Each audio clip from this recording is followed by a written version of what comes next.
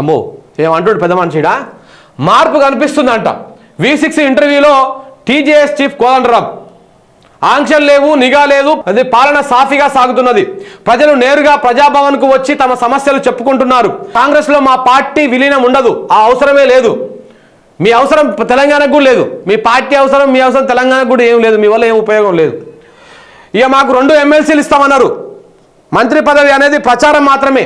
అంటే మీకు మంత్రి పదవి ఏమొద్దన్నమాట. సో ప్రభుత్వాన్ని కూలగొడతామనేలా బీఆర్ఎస్ నేతల కామెంట్లు కరెక్ట్ కాదు. ప్రజాస్వామ్యాన్ని గౌరవించాలన్న సోయి వాళ్ళకు లేదు. ఒకసారి కోదండరామరెడ్డి గారికి ఫోన్ చేద్దాము. కోదండరామరెడ్డి గారు ఎత్తాల జర మరి మా ఫోను మార్పు ఏడం కనపడుతుందో అడుగుదాం.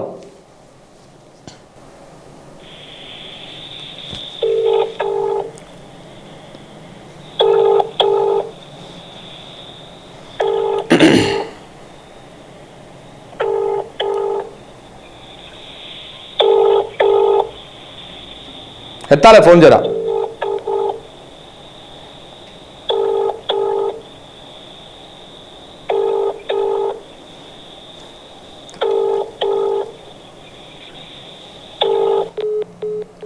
ఫోన్ ఎత్తలేడు. ఇంకొక నెంబర్ నుంచి చేద్దాం, వేరే నెంబర్ నీ ఫోన్. మార్పేడంగా కనపడుతుంది. మరి కొల్లాపూర్లో హత్య రాజకీయాలు చేస్తున్నారు. మరి ఆడ కనపడుతుందా నీకు? ఏ విధంగా కనపడుతుంది మార్పు? ప్రజలు బస్సులు లేకపోతే ఇది లేక ఇబ్బందులు పడుతున్నారు. ఆడ కనపడుతుందా మార్పు? ఏడ కనపడుతుందో ఒకసారి ఫోన్ ఎత్తాలి సార్ జర. నువ్వు పెద్ద మనిషివి, మంచిగా మాట్లాడదామని చూస్తున్నా జర నీతోటి 2 నిమిషాలు. జర ఫోన్ ఎత్తాలమ్మా అయ్యగాని. పిచ్చోళ్ళని చేస్తారు జనాలను మీరు.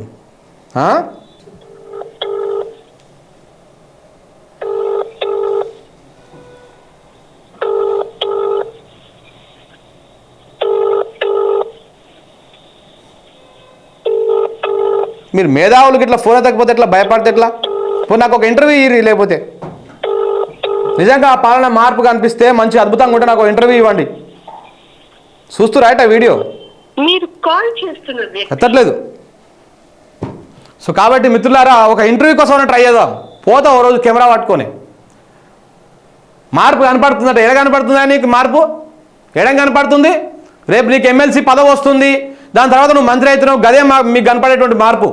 కొల్లాపూర్లో ఒక జవాన్ను చంపేసి, ఒక ఆర్మీ జవాన్, మాజీ జవాన్ను చంపేస్తే ఆ మార్పానికి కనపడింది. ఇవాళ రోడ్ల మీద రైతులు పడుతున్నటువంటి ఇబ్బందులు, కరెంటు లేక ఇబ్బందులు పడుతుంటే ఆ మార్పా కనపడుతుంది నీకు. ఎడ కనపడుతుంది మార్పు? ప్రజలందరినీ ప్రజాభవన్ రమ్మన్నాడు. సోయి ఉందా నీకు? సోయుడే మాట్లాడుతున్నావా? లేకపోతే ఏమన్నా ఆగమైనవా? మతస్థిమితం ఏమన్నా కోల్పోయినవా?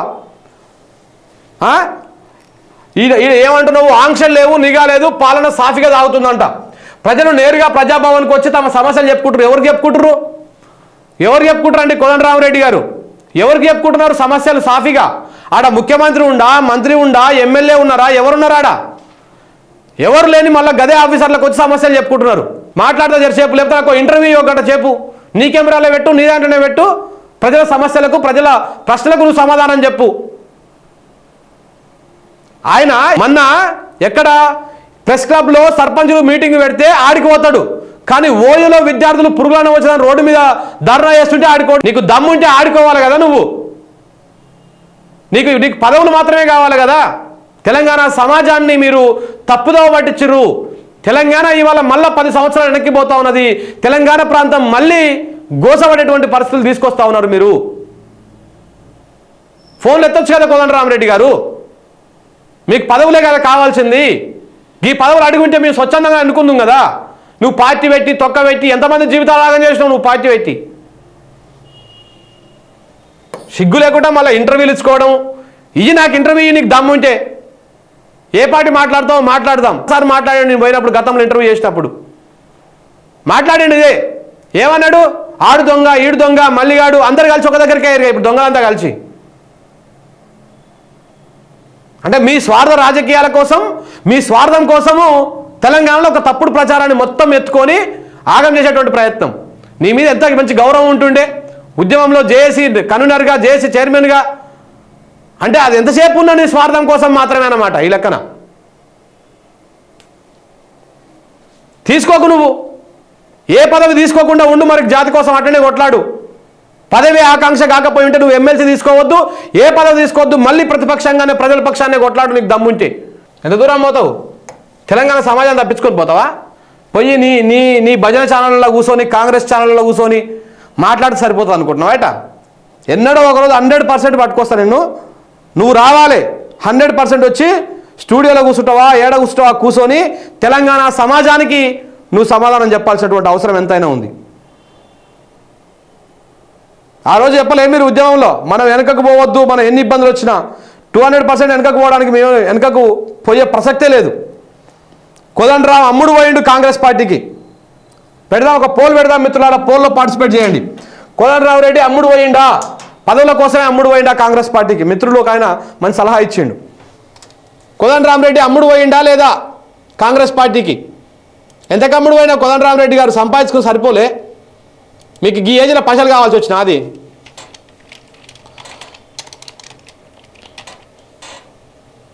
ఈ ఏజ్లో పైసలు కావాల్సి వచ్చిన అదే మీకు?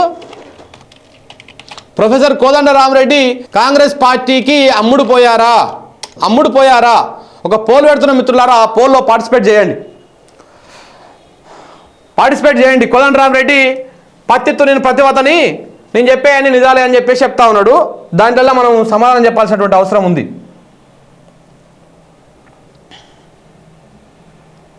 ఇగో, ప్రొఫెసర్ కోదండరామరెడ్డి కాంగ్రెస్ పార్టీకి అమ్ముడు పోయారా? అమ్ముడు పోతే అవును అని, లేకపోతే కాదు అని చెప్పిర్రు. నేనైతే అమ్ముడు పోయినానే చెప్తున్నా, బరాబర్ చెప్తున్నా. బాజాప్తా అయినది పదవి కాంక్ష మాత్రమే. తెలంగాణ మీద ఏ మాత్రం ప్రేమ ఉన్నట్టు కనపడతలేదు. నాకు పదవి రాలేదు కాబట్టి నేను ఆగం చేయాలి తెలంగాణ రాష్ట్రాన్ని పూనుకున్నాడు, ఆగం చేస్తున్నారు. ఇట్లా ఈ బ్యాచ్ అంతా ఒకటి తయారైంది. 200% మీరు దీంట్లో ఈ పోల్లో పార్టిసిపేట్ చేయండి మిత్రులారా. కోదండరామరెడ్డి కాంగ్రెస్ పార్టీకి అమ్ముడు పోయిండు. ఎస్, అమ్ముడు పోయిండంట. అమ్ముడు పోయిండు. మీరు మంచి పేరు తెచ్చుకోరు కోదండరామరెడ్డి గారు. మన నీళ్ళని మనం ఎత్తుకోకుండా కాళేశ్వరాన్ని మూసేసుకోవాలి. మహారాష్ట్రలో ఎక్కడో మహారాష్ట్రలో ఉన్నటువంటి పశ్చిమ కనుమల్లో ఉన్నటువంటి కోయినా డ్యామ్ నుంచి 30 TMCలు కొనుక్కోవాలి. అది కర్ణాటక మీదకి వెళ్ళి తీసుకురావాలి. మనం 700 కోట్లు పెట్టి కరెంటు కొనాలి, మహారాష్ట్రానికి కరెంటు ఇవ్వాలి. అది కర్ణాటక మీదకి వెళ్ళి ఆ నీళ్ళని తీసుకురావాలి 30 TMCలు. ఆ నీళ్ళతో కర్ణాటక కరెంటు ఉత్పత్తి చేసుకోవాలి. మనం పైసలు పెట్టి కొనుక్కున్నటువంటి నీళ్ళని వాళ్ళు చేసుకోవాలి. ఈ ప్రయత్నం చేస్తూ ఉంది. ఇదేనా మీరు కోరుకున్నటువంటి మార్పు? ఇది కనిపిస్తున్నటువంటి మార్పు. కొల్లాపూర్లో ఒక మాజీ జవాన్ని చంపేస్తే కనీసం నువ్వు మాట్లాడలే, నీ దృష్టికి వచ్చినా కానీ సపోర్ట్ చేయలే. ఇదేనా మీరు చూపిస్తున్నటువంటి మార్పు?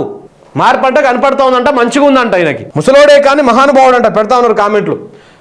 ఈ పోల్లో పార్టిసిపేట్ చేయండి మిత్రులారా, ఈ పోల్లో పార్టిసిపేట్ చేయండి. ప్రొఫెసర్ కోదండరామరెడ్డి కాంగ్రెస్ పార్టీకి అమ్ముడు పోయారా? సో 100% అమ్ముడు పోయిండు. అది ఆంక్షలు లేవంట, ఆంక్షలు లేవు, నిఘా లేదు. ఎక్కడ చూసినా ప్రజలు ఉల్లాసంగా కనిపిస్తున్నారు. తమ సమస్యను ప్రభుత్వానికి, అధికారులకు చెప్పుకుంటున్నారు. వాట్సాప్ కాల్స్ వద్దు, మామూలు కాల్స్ చేయండి అని అంటున్నారు. సీఎం, మంత్రులు, అధికారులు, విజిటర్స్తో సెక్రటరేట్ కలకలలాడుతూ ఉంది. నాకు కూడా నువ్వు కలకలలాడుతుంటే కనపడతా ఉంది. నీ కలకల మొత్తం దూల తెచ్చేటువంటి సమయం కూడా మాకు వస్తుందని మాకు కూడా అర్థమవుతా ఉంది. జర్ర నువ్వు మంత్రి కావాలి. నా కోరిక కూడా అదే. నీకు ఎమ్మెల్సీ ఇచ్చి నేను మంత్రి చేయాలి, విద్యాశాఖ మంత్రి చేయాలి. నువ్వు ఏ పార్టీ పీకి కట్టగడతావో, ఏ పార్టీ ఏం చేస్తావో ఈ తెలంగాణ సమాజం ముందు నిలబెడతాం మేము కూడా. అవునని అంట 94% మంది అవునని అంటున్నారు. కాంగ్రెస్ పార్టీకి అమ్ముడు పోయిండు. ఎవరు? కోదండరామరెడ్డి అమ్ముడు పోయిండు, పెద్ద మనిషి. ప్రజలు మొత్తం కూడా అమ్ముడు పోయినని అంటున్నారు. 95% మంది కోదండరాము అమ్ముడు పోయినని చెప్తున్నారు. శంకరన్న మళ్ళీ కాల్ చేయండి కోదండరామరెడ్డికి. ఎత్తలేడు బ్రదర్, ఒక్కసారి చేస్తా, ట్రై చేస్తా. నిజంగా ఒక్కసారి ఎత్తితే మంచిగా ఉంటుంది. Hello sir, good morning sir. Hello sir, ఇంటర్వ్యూలో ఉన్నారండి. సార్ ఇంటర్వ్యూలో ఉన్నారా? ఏ ఛానల్ ఇంటర్వ్యూలో ఉన్నారన్నా? మహా న్యూసా? అంటే తెలంగాణ ఛానళ్ళకి ఇస్తారా, ఓన్లీ ఆంధ్ర ఛానల్, కాంగ్రెస్ ఛానళ్ళకి ఇస్తారన్నా? ఎవరన్నా? నేను శంకర్ని మాట్లాడుతున్నా, జర్నలిస్ట్ శంకర్ని. జర్నలిస్ట్ శంకర్ని మాట్లాడుతున్నా. ఒకసారి ఫోన్ చేయమని చెప్పండి అన్న. అయిపోయా సార్. అంటే ఇంటర్వ్యూలో ఉన్నాడంట, పొద్దుగాల ఇంటర్వ్యూలో ఉన్నాడంట. మరి ఇస్తే బాగుంటుండే కదా మాకు కూడా. ఏమని చెప్తున్నా నేను.